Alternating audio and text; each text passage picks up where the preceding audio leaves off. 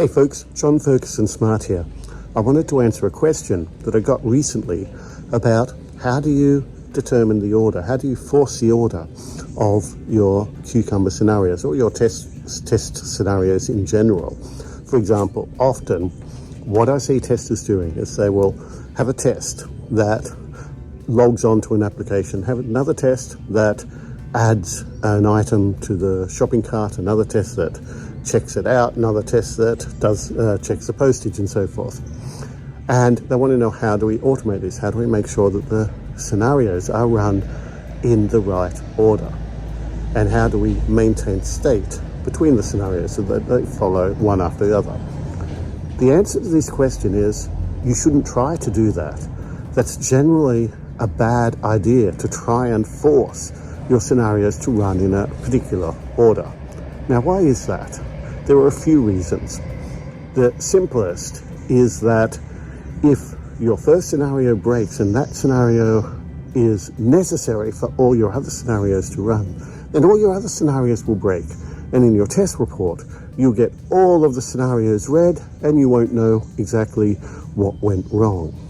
Another reason why it's not a good idea is that it prevents you from running your tests in parallel or running your tests in a distributed environment. You may not know which machine this test is running on. It might be a different test from this test, a different machine from this test. And if the tests are run on different machines in different environments or at different times on different threads, then you can't rely on sharing state.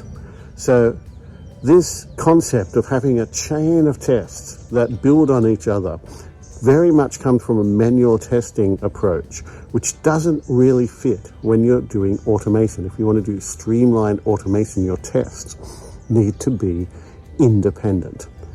Now, the next question is, how do you get your tests so that they can be independent, so that you can say, well, if I'm on the shopping cart page and I've got these items, then the total should be this and the tax should be this.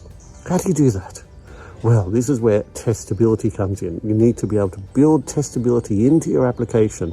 Figure out what APIs you need to call to add items to the shopping cart so you get your system into a particular state. With most applications, there will be APIs to set up your state, whether it's a shopping cart or a workflow or whatever, to get your system into the state that you need to be to perform a particular test. If you aren't in that situation, then it is much harder to make your tests independent.